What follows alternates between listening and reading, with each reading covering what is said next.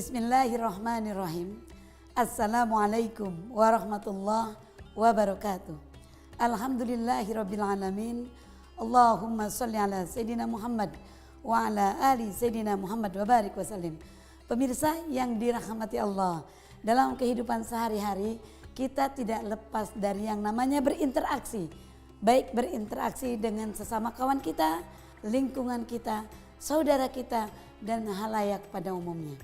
Ketika kita berinteraksi sesama kita, maka tentunya kita pun tidak terlepas dari yang namanya muamalat. Apa sih muamalat? Hubungan di antara kita sesama manusia. Namun demikian, hal yang terpenting dalam kehidupan bermuamalat yang tentunya harus kita berhati-hati di dalamnya adalah ketika urusan hutang piutang. Urusan hutang piutang bukan merupakan urusan yang sederhana.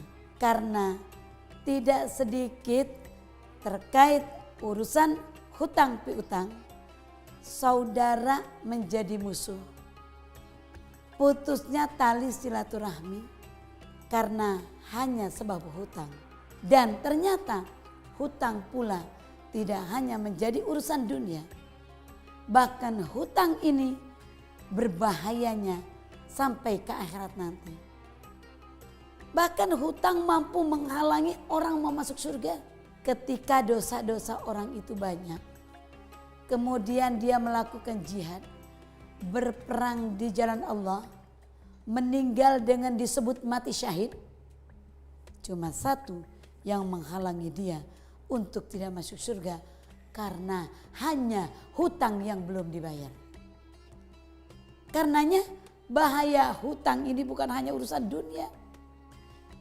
Di dunia pun pada saat berbagai macam teknologi yang sudah maju, bertransaksi urusan hutang, membuat malu gara-gara urusan hutang. Semua berantakan karena urusan hutang di dunia. Ternyata di akhirat pun semua umat Islam, semua mukminin meninggal akan masuk surga kecuali satu, illa dain, dihalangi oleh hutang.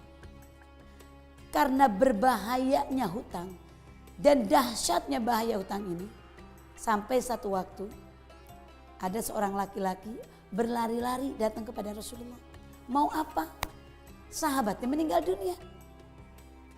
Dia minta kepada Rasulullah, "Ya Rasulullah, sahabat saya meninggal dunia." Lalu kemudian Rasul bertanya, "Apakah sahabatmu itu punya hutang?"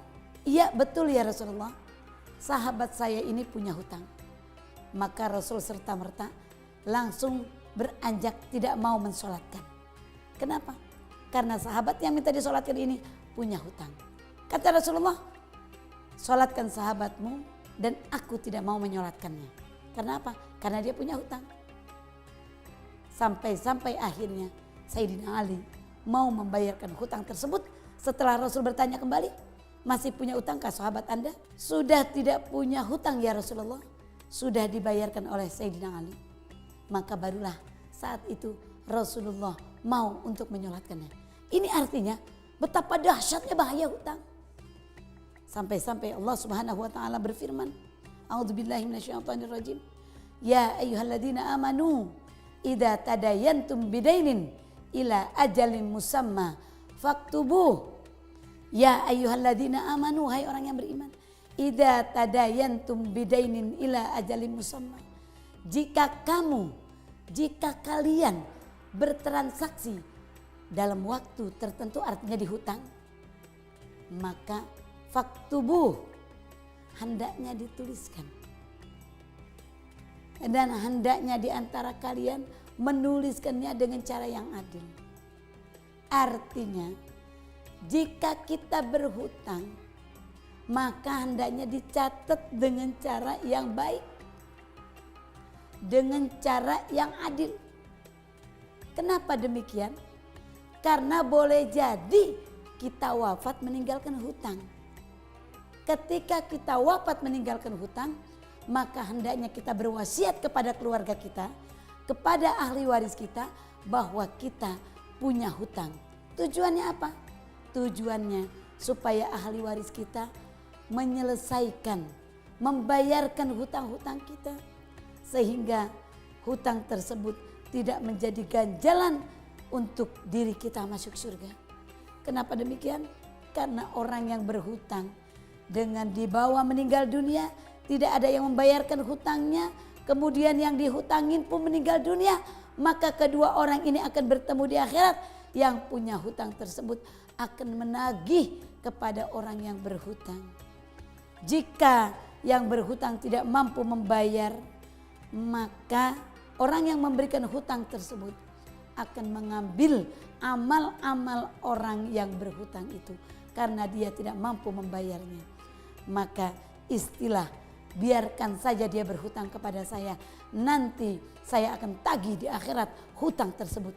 Jangan dianggap sepele, karena ini merupakan hal yang urgent dan sangat berbahaya, baik untuk di dunia maupun di akhirat nanti, penghalang untuk masuk surga.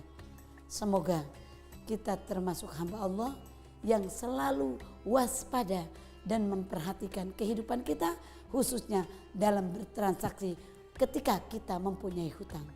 Mudah-mudahan kita termasuk hamba Allah yang tidak memiliki hutang, dan jika pun memiliki, mampu menyelesaikannya sebelum kita meninggal dunia, insya Allah. Wallahu a'lam bishawab. Assalamualaikum warahmatullahi wabarakatuh.